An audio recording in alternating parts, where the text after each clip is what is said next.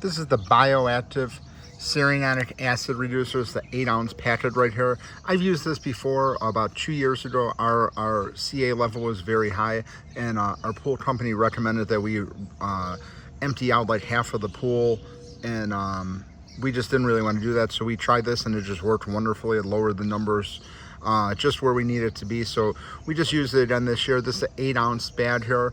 This is a 18,000 gallon pool we're going to be using it in. Basically, you're just going to take the 8-ounce packet, you're going to mix it in about 3 gallons of water and just pour it in the pool and just leave the filter running. And I believe you're not going to want to use it for about 48 hours.